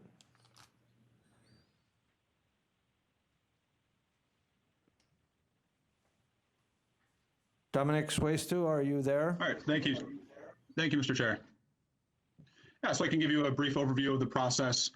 So essentially, at the beginning of the rezone process, we've received a rezone petition to change the zoning district of lands per the description or preliminary certified survey map supplied in that petition. And from there, we kind of process the fee, review the standards within the actual ordinance, as well as reference the town and county comprehensive plan prior to officially submitting and processing the application, just to ensure if there are any concerns or issues that we see up front, we can make the applicant aware of and they can consult the town. In this instance, we didn't see many issues with the proposed rezone given the location, the proposal, as well as proximity to other adjacent land uses. So we processed it. It was sent to the town. 45 days before the April 2nd Environmental Resource Committee meeting. And they had a town board meeting and they had recommended approval to our office. Upon that time, that recommendation was placed in the Environmental Resources Committee packet, as well as my staff reports for the Environmental Resources Committee meeting. And I guess in regard to what is all taken into consideration for the rezone and what staff look at and what the committee looks at, as previously discussed before, there is a specific decision sheet that the ERC goes through to ensure that they are applying the standards and reviewing each petition consistently. And I'm not sure if you guys have this decision form in your packet. If you would like, I can read through it. That all was provided, Mr. Dominic. Is there anything else that you think the board needs to understand as far as the process? And when at the point when the ERC committee voted out of the public hearing, as I understand it, the vote was 8-1 in favor. Is that correct? Correct. All right. Supervisor Lowe, I did not mean to cut you off, but now I wanted to provide that basis. Now it's back to you if you wanted to make a motion. Yes. Thank you, Mr. Corbett, for that clarification. I understand that. So I would like to change my amendment to have the rezone go back to committee, simply based off of my concern that we are going through a pandemic and that well water, drinking water may be affected by this. So that is my motion. Okay, Supervisor Lowe has made a motion to refer back to committee. I do need a second. Is there a second?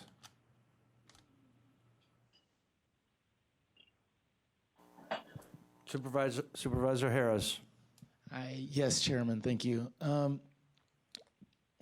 I guess I just have one question before, because I may second it, but I have a question I wanted to get answered before that. In the minutes, under action motion, there's a line that states that the rezone should not result in any adverse effect on natural areas. I just need some information in terms of how that assessment is made in terms of making that determination that it's not gonna indeed affect the natural areas. Is DNR consulted, or how does that process work? I will refer to staff. Dominic Suesto, did you hear the question? Yes, I did. Thank you. So I believe the conclusion of law in the question the supervisor was referencing was as follows: the rezoning will not cause unreasonable air or water pollution, soil erosion, or adverse effects on rare or irreplaceable natural areas. So with this standard, we do a preliminary look at each site based on the zoning district of which it's going to be proposed to go to, as well as the existing zoning district and adjacent land uses. From there, essentially, as Supervisor Pfeiffer had indicated, there are many other mechanisms and processes that are in place to ensure these natural areas get protected.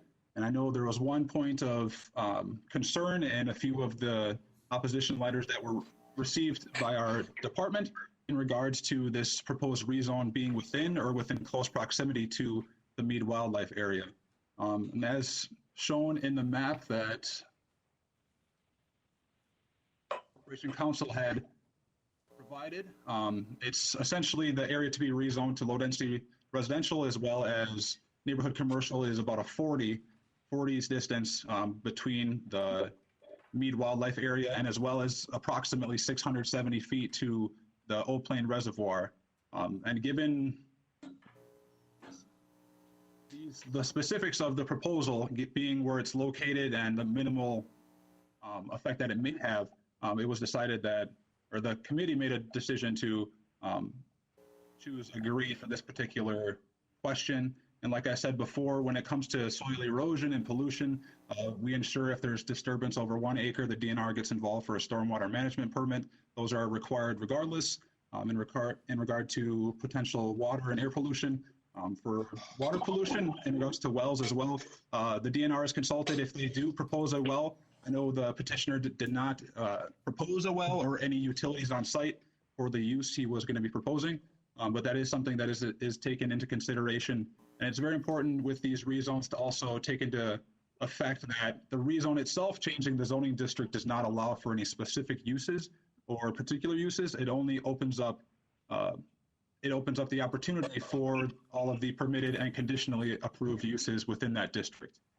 So it's saying, like, I know in this petition, he had put that the proposal was for storage structures, and that was his proposed use. But again, the committee, and I believe the ERC did a great job in differentiating the difference between approving a rezone to a different zoning district and separating that from the actual storage units or any other use that would be allowed in that district. So essentially, we take a lot into consideration. I know the DNR was notified of this rezone given its close proximity to the area in question. I believe as well as the Wisconsin Valley Improvements and the I have to double check, but another state agency just notify them of the rezone petition given they were within the 300-foot buffer. So there's a few things that we take into consideration, but given the, like I said, the far distance from the Mead Wildlife, being right adjacent to a county road, as well as being over 600, 700 feet from the old plant reservoir, I believe the committee made a decision to recommend approval in this instance. Any follow-up, Supervisor Harris? Yes, and so you said the DNR was notified. Did they take any action or do any assessments at all on this? They did not do any assessments as of right now. In the instance the DNR would get involved would be if when the rezone is approved and then they move forward with the proposed development. So when they look to actually put together construction plans and erosion control plans, that is when the DNR gets involved with the technical side of things. But we did not receive any correspondence from the DNR in regards to this rezone petition. Supervisor Krause. Thank you. I have another question. I'm not very familiar with feet, and I'm not a football fan, unfortunately. A lot of you might not want to hear that, but could you explain to me how far is 300 feet and how far is 600 feet? If you give me an idea of a mile, like a quarter of a mile, a half a mile, or a mile, I'll understand that much better. Thank you. I have to think about it. I believe it's less than a quarter of a mile for 600 feet. I'm trying to think of what a good reference would be. A football field is exactly, I believe it's 100 yards, so that's 300 feet. But like you said, you're not a huge fan. If you want, I can give you the specific distance in regards to what it would measure in miles.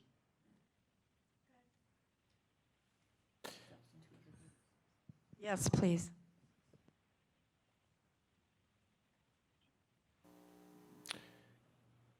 Okay, any? Approximately 0.05 miles for 300 feet. Supervisor Lamont. Point of order. Discussion is until after we get a second. Is there a second to the motion?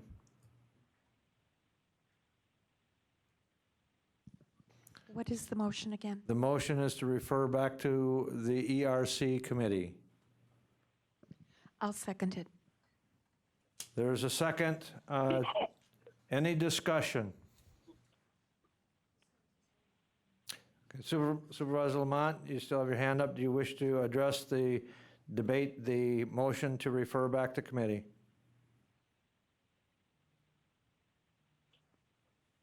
Mr. Chair, this is Supervisor Langenhahn. I wish to speak. Supervisor Langenhahn is recognized. As we're going forward with this current motion, I just want to throw a few things out to the county board for their consideration. First, I'm not quite sure how we would proceed with it getting referred back to ERC, because if we were going to do something like gather more testimony from the public, we would probably have to repost the rezone notice, which would have more costs as far as we pay money to post these notices in the paper for these hearings. So I'm just going to throw that out there. The second thing is that this information has already been heard by ERC. We've heard not only the testimony from both parties, those who are for the rezone and those who are against the rezone, but we've also heard the findings of facts from staff. I really see very little benefit from reintroducing it back to the committee because, in the 6 years that I've been, on one time it was land conservation and zoning, and then it was, now we changed it into ERC this past, 2 years ago. I don't remember a time where we referred a rezone back to the committee. That would set a pretty significant precedence. And like I said, if we don't have any real new information to gather, if we've already satisfied what we already require out of ourselves, I like I said, I don't see any benefit. And finally, I just want to say, our corporation counsel spoke tonight. He said that this rezone was in the clear. We did everything that we could as a committee to gather information and treat the applicant fairly. On top of that, our staff, who are working professionals in this area, recommended approval, and approval came from ERC. Like I said, if it meets our standards and, what we do need to address has been addressed because of our code, I don't see any benefit from creating more work on it. And I especially don't think it's fair to Mr. Munt, who submitted this rezone himself. So those are just some thoughts. The county board can do as they will, but I would urge you not to refer this back to ERC. Thank you. Supervisor Lowe, then Supervisor Stark, then Supervisor Pfeffrick. Thank you, Mr. Chair. I understand everything Supervisor Langenhahn said. That was one thing that was going through my head too, is, referring it back to ERC, what is it going to do? But I think the one thing that the committee didn't consider was that we are in a pandemic, and digging is going to happen if there really are radon issues there and grit and sand getting into drinking water. That is something we should consider during a pandemic. Maybe if it does pass, ERC again and comes to the board, maybe there's set a date in there, to say maybe after the pandemic is solved or a vaccine comes out, whatever that is, then digging can happen. I'm just worried about drinking water being contaminated during a pandemic. That is my concern. Thank you. Supervisor Stark is recognized next. Thank you, Mr. Chair. I just would like to take this opportunity, on top of what's all been said, is since we have a bunch of new people on the board, for them to recognize, and one of the things we did tonight is we identified a whole bunch of new people that are going to be on committees. And we are a policy board, and we operate through committees, and the committees do all of the deep dive, down into the weeds investigations before they send it to the full board. And when they send it with their recommendation to approve, we're actually going against the advice of, I'll call them the quote experts, who have reviewed this in depth and then trying to make a decision. And I agree with the chair Langenhahn on his committee that what are they going to do? We're sending it back. And I think that a pandemic really doesn't have anything to do with how we view these things, because we'd be viewing these things. It's just as an urgent a matter, not during a pandemic, because we wouldn't want to pollute water even, if there was no pandemic. So I just throw that out there that I don't see any benefit in sending this back to the committee because they've already the people have spoke to it. They've done all their due diligence. What more are they going to do? So I just don't see any benefit. I see that as actually a waste of time. Supervisor Pfiffer is recognized next. Thank you, Mr. Chair. I apologize. I got cut off on my internet for about 5 minutes there, so if I'm repetitive at all, I apologize. But just wanted to mention a few things from the water pollution or anything on that perspective, as well as digging or erosion control. That's going to be handled through the site plan process. At this point, we're reviewing a zoning change. The zoning change is simply saying, is this zoning appropriate for this specific parcel? This is just one piece of the approval process. So I would agree with some of the earlier speakers. I don't see the value in sending this back to ERC. ERC had a very healthy discussion on this. There was a great amount of public participation from the landowners in the area. They provided their input. ERC reviewed that and weighted against our criteria. Ultimately, like was stated before, I believe the vote was 8-1 in favor based on the folks that have been on the committee for 2 years going through these process, probably in that time going through, I'll say roughly 30 to 40 different zoning changes. So I think we should just move forward with this and take a vote on it today. Thank you. Supervisor Opal is next.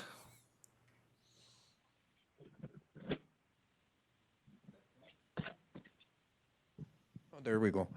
Thank you, Mr. Chairman. This is for the Corporation Council. Mr. Corbett, if we deny this, do we possibly open up ourselves, the county board, to litigation? Well, perhaps there'll be litigation regardless of what you do. The standard would apply to denial as same as it does to approval. Whether or not there was an abuse of discretion or mistake of law made, whether or not there was facts found and applied to objective criteria. So it would be the same. It would be the same, essentially the same standard of review, regardless of which side would bring the action.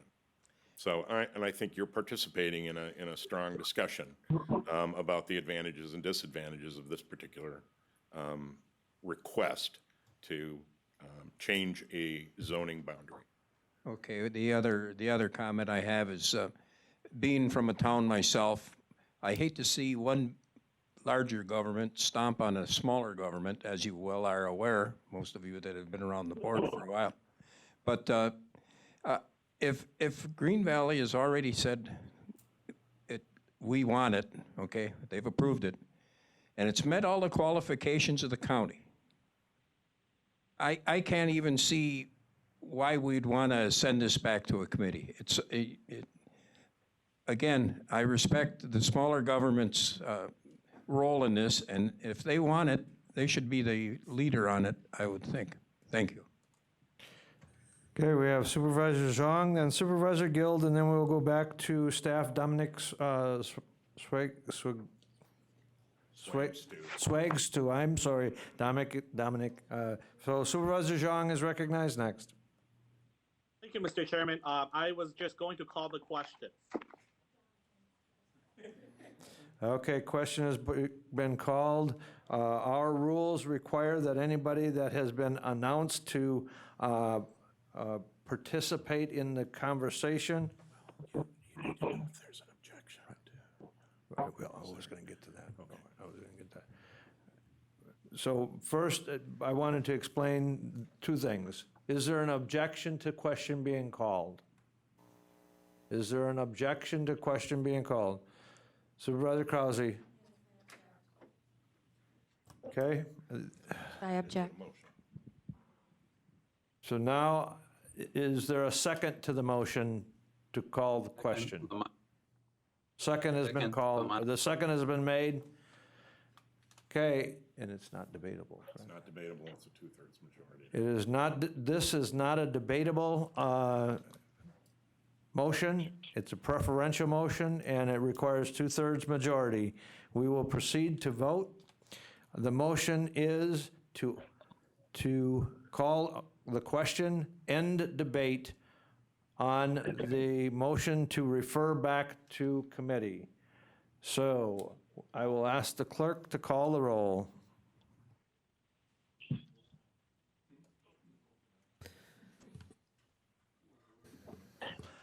An aye vote will end debate. A no vote will not end debate. All right, Beestrom. Yes. Boots.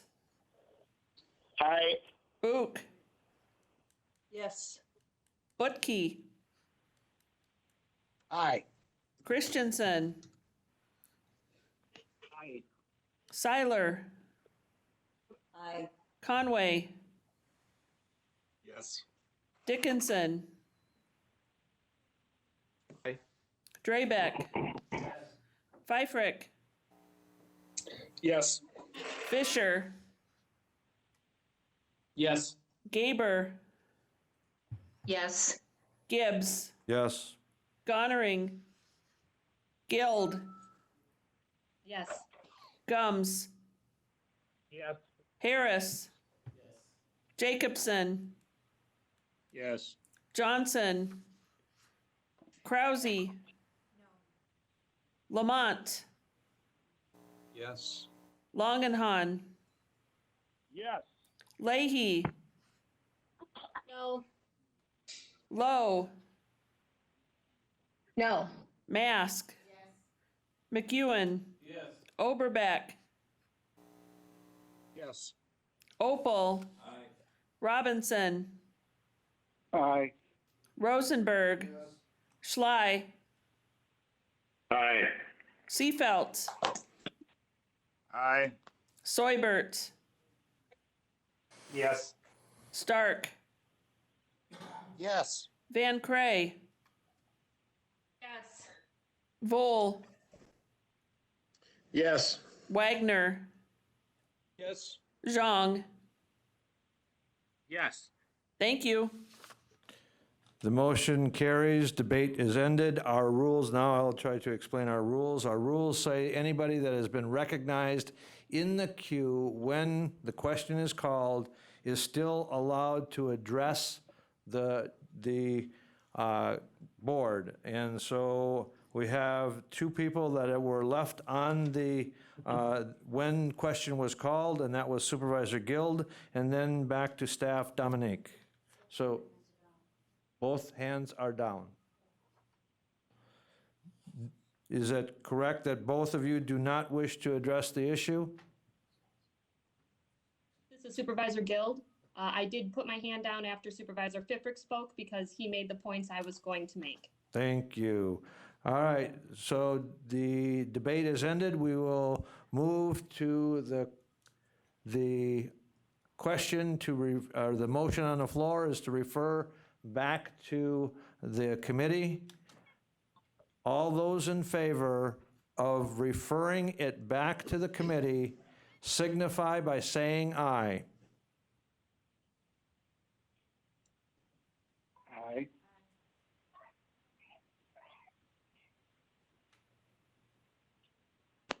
All those opposed to forwarding it back to the committee signify by saying nay. Nay. Nay. The motion is defeated.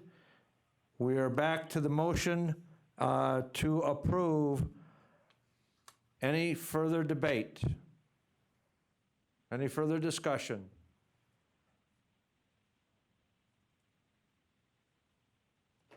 Any further discussion? Gene, anyone? Okay, the motion is to approve the Town of Green Valley rezone Paul Munt for Mary Munt and Dolores Munt, ordinance 13-20. All of those in favor signify by saying aye. Aye. Aye. Aye. Aye. All opposed, nay. Nay. Nay.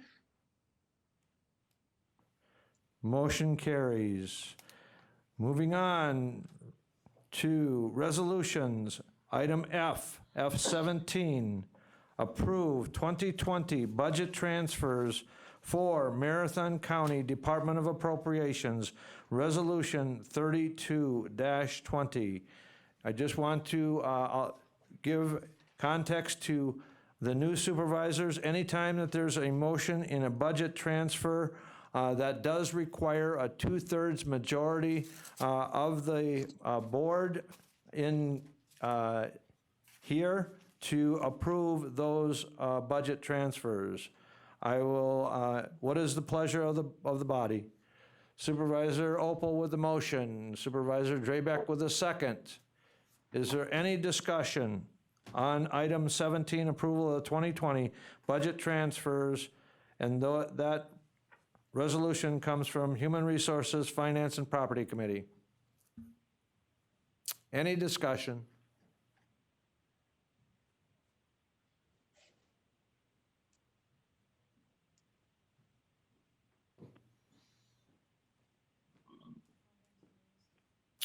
Seeing none, we will call the roll. Beestrom. Yes. Boots. Aye. Book. Yes. Butke. Aye. Christensen. Aye. Seiler. Aye.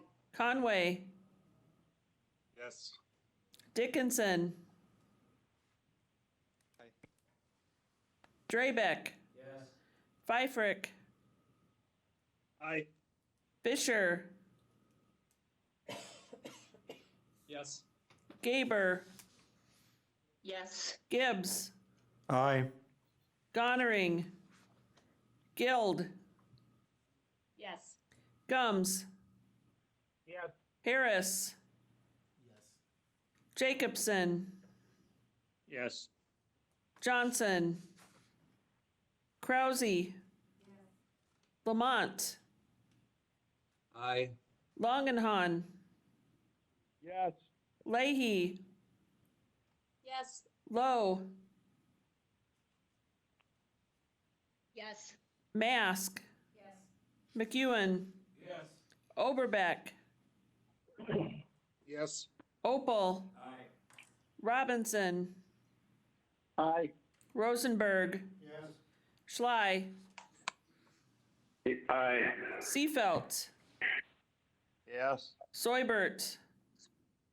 Yes. Stark. Aye. Van Cray. Yes.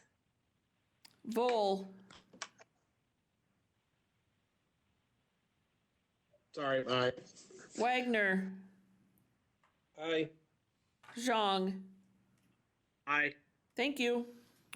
And the motion is carried. The motion is unanimous. We are on to item G, miscellaneous business announcements and/or requests. We do need board signature from those present on resolutions. And I would like to make an announcement that HR Finance Committee has a meeting, so any members that were assigned to the HR Finance Committee meeting, that meeting is scheduled tentatively for 4/27/2020. It is the chair of the finances prerogative, but again, there's items that need to be addressed, and so the HR Finance Committee, I believe, is scheduled for 4/27 at 3 o'clock. Supervisor Zhang is recognized.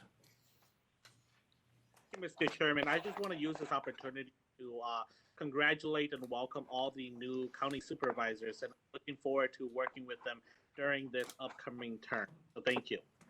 Thank you. Any other announcements?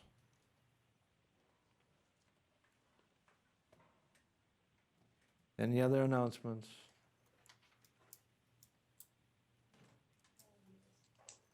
I'm just checking with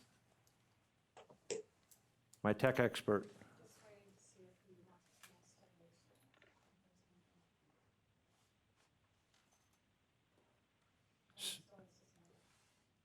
Who is that?